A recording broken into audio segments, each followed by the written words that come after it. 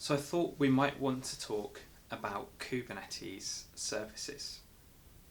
Now if you've used something like a Docker container, EC2, maybe even Docker Compose or Swarm, you're probably familiar with exposing a port and then getting some traffic to it.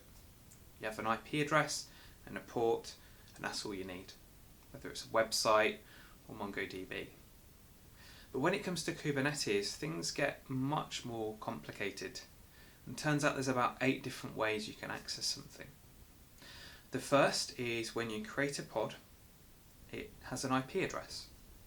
Inside the pod is your code running in a container, and then another pod within the Kubernetes network can access it by that pod IP address.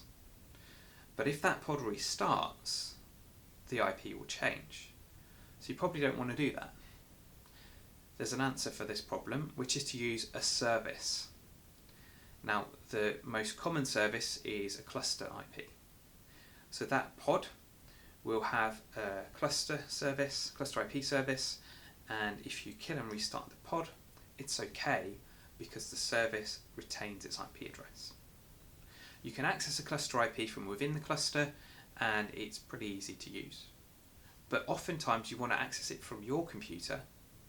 Now, the most obvious thing to do is try and expose it to the rest of the network. But it might not be what you want to do if you're debugging or testing.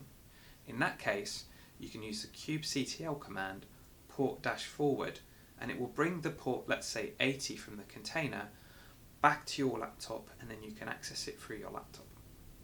You can find out more about that in the Kubernetes documentation. The other way that I like to get access is through what's called a node port. A node port is a high port, maybe something like 30,000, and we can edit the service YAML and type in 30,000 is the port we want to access it on. We can then access that against the host. So we'll take the IP address of my kind or Minikube cluster, 192 whatever, and connect on 30,000. The other way we can do this is if we're working in the cloud, is we can use a load balancer. Service type load balancer. What will then happen is Google or Amazon or whoever we're working with will provision either a hardware or software instance for us. They'll then do some tunneling and piping, and when we hit the public IP that they give us, it will direct its way to our cluster and then into the service and then into the pod. Now, there's a few little layers that I'm kind of glossing over here, but hopefully you get the gist.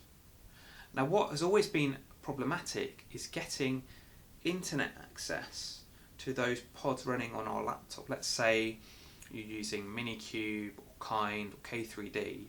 There's just absolutely no way you can get access to that code from the internet.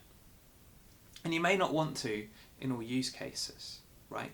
Because when you go to production, you have Amazon EKS, you can get a public load balancer there. So I wrote a tool back in the holidays at the beginning of the year called Inlets.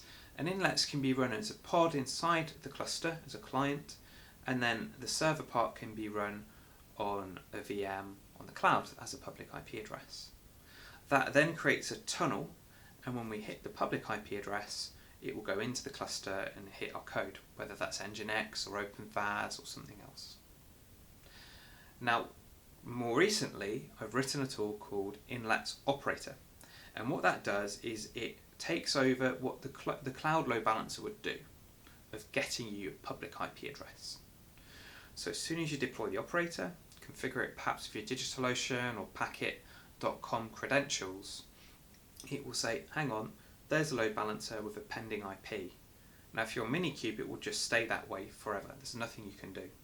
But if you run the Inlets operator and you configure it, it will then provision a VM for you on DigitalOcean. Once it's up, it will get the IP, update the service definition, run a client inside the cluster, and connect to the server on the VM. Now you can share that with your friends, and whenever anybody hits that public endpoint, it will come back through the tunnel to your laptop. And it probably takes 20 to 30 seconds. Once you've deployed it, you can just keep getting more load balancers. Now, the cheapest instance I could find on DigitalOcean was $5. A cloud load balancer will cost you around $15 to $25 per month. We're talking about a fraction of that price. But this is actually something that's completely impossible to do in this way anyway.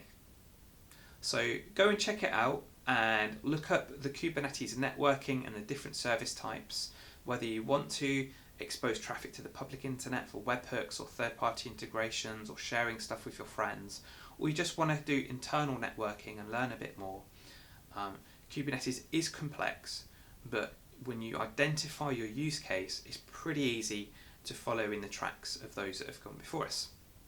So I hope you found that useful. If you did, give it a like and subscribe to my channel.